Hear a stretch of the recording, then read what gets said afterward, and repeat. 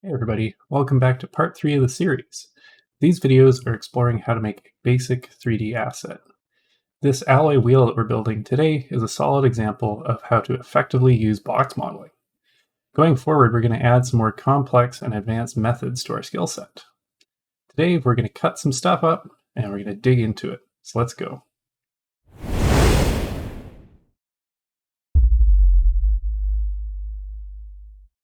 All right, let's jump in. So we're just having a look around here. Select our wheel and make sure that the merge is turned on. First and last copies. You can play with the distance of the merge if the edges are not grabbing properly.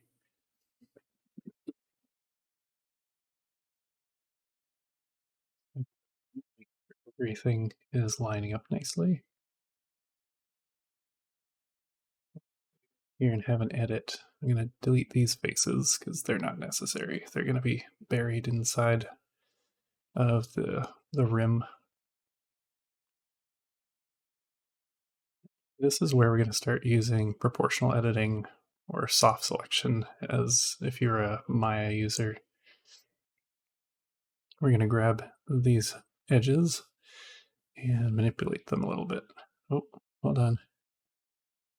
First, let me just adjust this here, make that a little deeper.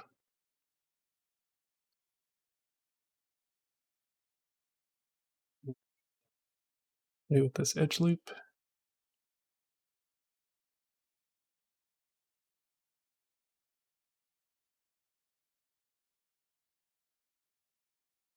I need some edge supports for when we smooth this later, but we'll see.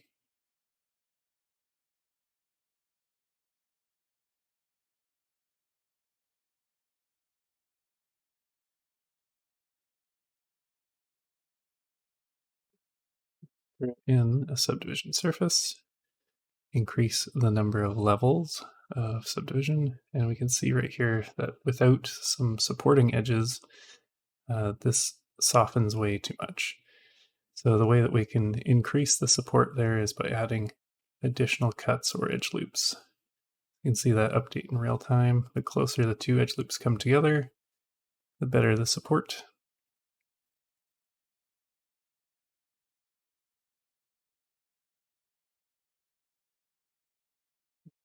Them on the inside as well.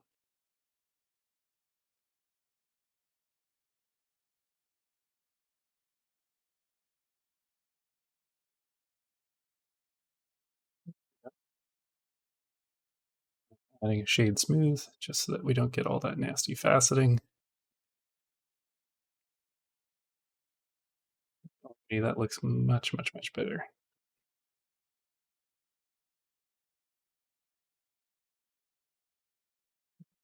Grab that top loop again. Go to my side profile view. And I want to add a little bit of flex in here. Now, if you middle mouse wheel while you drag, you can adjust the size of the fall off or the radius. There we go. Just playing around here with, how far do I want to push this back? Do I want to add some rotation to it?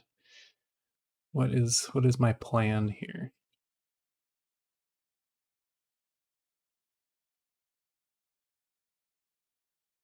Feel free to experiment, right? The one beautiful thing about working in digital art is there's a control Z, there's an undo. You can always go back, you can always fix stuff. Also, don't forget to save your file and also save in increments. Blender does do a great job of having a backup file, but if you can incrementally save, it's going to save your day. Just having a look around at the profile.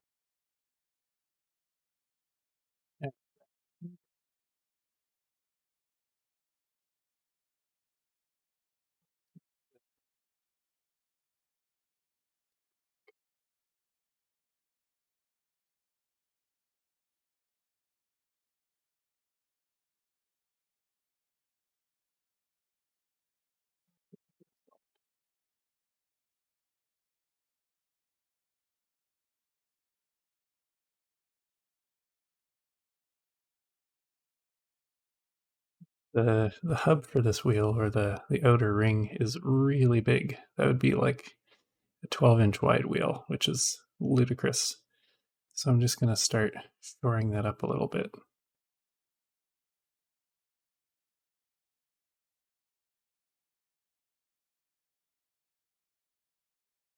Yeah, that looks a lot more reasonable.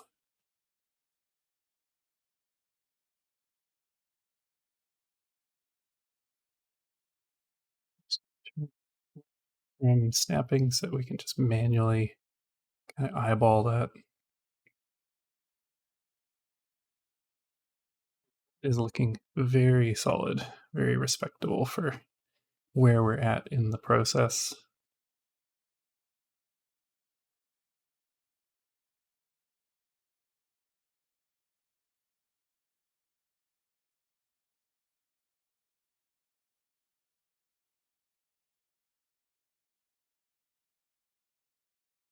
So I've just duplicated the inner wheel, and I'm going to apply all of those things. I hit Control A to apply the visual transforms and do the same thing here. I've duplicated both meshes.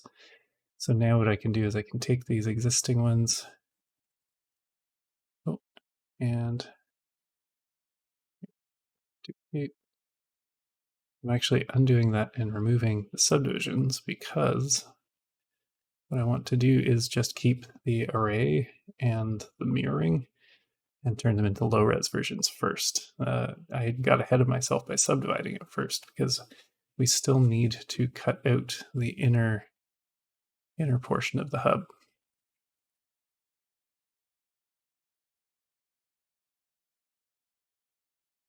So what I'm doing here is I'm creating an 8-sided cylinder, and I'm going to use these as cutters. So if you're wondering what a cutter is, it's just something that you're going to use to boolean or cut a mesh. And the reason I'm using 8-sided is because we're going to use these and then subdivide after. And what I'm trying to do here is line everything up with the holes that are in the background. And I'm doing a cheat. I just put my pivot point back to the center of the grid, and this will allow me to quickly get some good rotations. Manually type in 45 degrees. And then if I hit Shift R, I can repeat. So I get all of my different holes. Now, of course, I'm not going to use these all, because I have to manually make some modifications to them. I'm going to rotate this guy again about 22.5 degrees. And I'm going to elongate it using mirror in the X.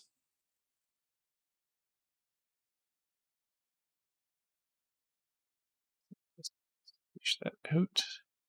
Oop. Now this is where you need to apply your rotational values. There we go. It's pretty good. So now I can delete these ones, and I'm going to go back to setting my origin to the cursor, rotating it 90.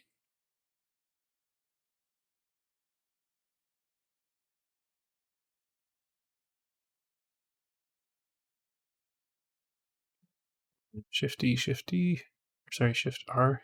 So used to Maya sometimes. Shift R, Shift R.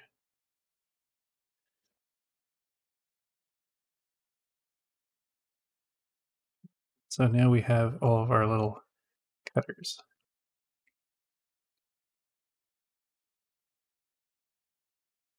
So I can take this from our inner section, which is the center of the wheel, and start using these to cut or boolean from the original mesh. And with these, you got to make sure that they actually poke through or penetrate the mesh, or else you'll only get like a partial boolean. It'll just cut in, which is sometimes what you want, but not in this case. I'm going to select and hide these meshes after they're booleaned so that we can see the hole. In other programs like Maya, when you do a boolean it actually is more destructive, so it'll actually destroy the cutter. In Blender, though, when you use booleans, it does nothing to harm the original meshes, so it's a much less destructive workflow. So I just caught myself there. They're not poking through, so we're going to move these over. There we go. So with all these cutters selected and moved in, I think we're going to wrap it up here for today. Again, I'm just going to continue selecting meshes, booleaning them, hiding them, and checking out our mesh as we go. You can see that the surfaces are getting a bit funky. We'll address that next week. And once again, thanks everybody for tuning in. It's going to be pretty awesome. All right, everybody, if you did or did not like what you see, please feel free to comment down below. Let me know how your model is going. We're only going to be able to improve this content with feedback from the viewers like you. If you do like it, please remember to hit that like button. If you're new to the channel, please subscribe for more content like this. If you know somebody who might like this or have an enemy that doesn't like this, share the channel with them. And as always, stay happy, stay safe, and happy gaming, everybody.